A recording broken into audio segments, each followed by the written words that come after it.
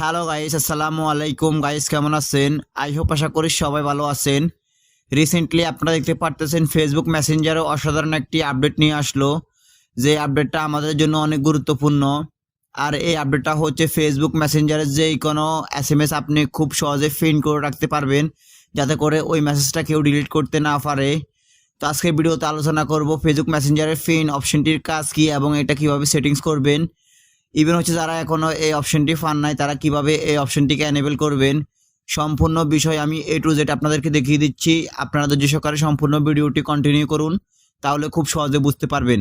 তো গাইস, আমি আপনাদেরকে ফার্স্ট অফ অল দেখিয়ে দিচ্ছি কিভাবে আপনারা যে কোনো ফেসবুক মেসেঞ্জারের এসএমএসকে আপনারা পিন করে রাখবেন। তো পিন করে রাখার জন্য আপনারা ফার্স্ট অফ অল চলে যাবেন আপনাদের মেসেঞ্জার অ্যাপ্লিকেশনটিতে প্রবেশ করার পর আপনারা দেখতে পারবেন রিসেন্টলি যতজনের সাথে আপনি সেট করেছেন সবার অ্যাকাউন্টে আপনারা এখানে দেখতে পারবেন। এখন হচ্ছে আপনি যে অ্যাকাউন্টের মেসেজগুলোকে পিন করে রাখবেন আপনারা সরাসরি ওই অ্যাকাউন্টে প্রবেশ করবেন। দেন আমি এই অ্যাকাউন্টে প্রবেশ করলাম। প্রবেশ করার পর দেখতে পারতেছেন তার সাথে রিসেন্টলি যত কথা হয়েছে সবগুলো এখানে দেখাচ্ছে, বা যতগুলো ডকুমেন্টস আদান প্রদান করা হয়েছে সবগুলো এখানে দেখা যাচ্ছে।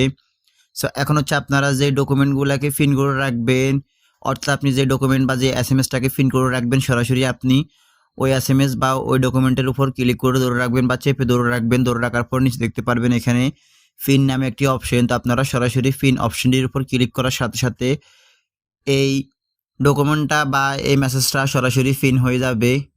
এখন যদি আপনি নতুন করে এর সাথে সেট করার পর এই ডকুমেন্টটা সরাসরি অনেক উপরে চলে যাবে।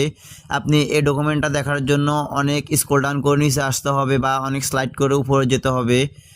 সো সেক্ষেত্রে যখন আপনি পিন করে রাখবেন, পিন করে রাখার সাথে সাথে আপনি খুব সহজে শুধুমাত্র একটা ক্লিকে এই এসএমএসটাকে বা এই ডকুমেন্টটাকে দেখতে পারবেন। তো এই ডকুমেন্টটাকে দেখার জন্য আপনারা উপরে কর্নারে দেখতে পারতেছেন আই আইকন। তো আপনারা সরাসরি আই আইকনটির উপর ক্লিক করবেন। দেন ক্লিক করার পর দেখতে পারবেন এখানে নিচে একটি অপশন চলে আসছে ভিউ পিন মেসেজ। তো আপনারা সরাসরি ভিউ পিন মেসেজ অপশনটির উপর ক্লিক করার সাথে সাথে দেখতে পারবেন এই মেসেজটা এখানে শো হচ্ছে। সো যতগুলো মেসেজ বা যতগুলো ডকুমেন্ট আপনারা এখানে পিন করে রাখবেন এই অ্যাকাউন্টে সবগুলো মেসেজ বা সবগুলো ডকুমেন্ট এখানে পিন হয়ে থাকবে, এবং হচ্ছে আপনারা এভাবে খুব সহজে এই ডকুমেন্টগুলোকে দেখতে পারবেন শুধুমাত্র এই সেটিংসটা করার পর বা এইভাবে পিন করে রাখার পর। তো এতে করে আপনাদেরকে আর স্ক্রল ডাউন করে উপরে যেতে হবে না বা স্লাইড করে উপরে যেতে হবে না, শুধুমাত্র আপনারা পিন করে রাখলে এখানে এসে আপনারা এই এসএমএসটাকে বা এই ডকুমেন্টগুলোকে আপনারা দেখতে পারবেন। তো গাইস, এখন কথা হচ্ছে যাদের এখনও এই পিন অপশনটি আসে নাই তারা কিভাবে নিয়ে আসবেন।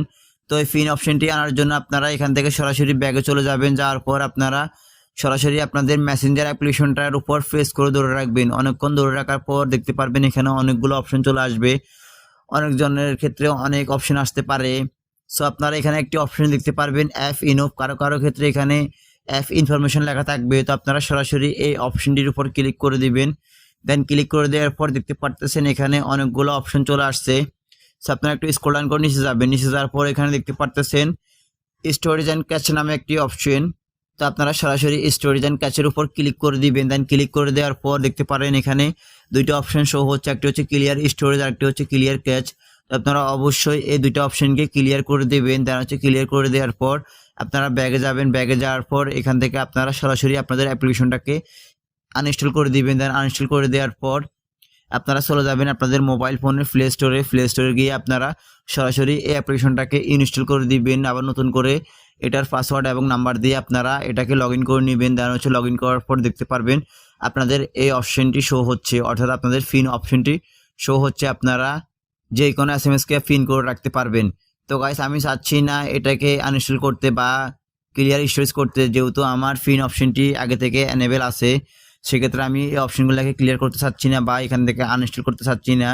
তো গাইস, আপনারা অবশ্যই clear storage and clear data করে দেওয়ার পর আপনারা আনইনস্টল করে আবার নতুন করে ইনস্টল করে নাম্বার এবং পাসওয়ার্ড দিয়ে পুনরায় এটাকে লগ ইন করে নেবেন। দেন লগ ইন করে নেওয়ার পর আপনাদের পিন করার অপশনটি চলে আসবে। তো গাইস, মূলত এই ছিল আজকের মতো আমার ভিডিও। যদি আমার ভিডিওটা দেখে একটু উপকৃত হন বা ভালো লেগে থাকে তাহলে অবশ্যই আমার ভিডিওতে একটা লাইক দিয়ে যাবেন।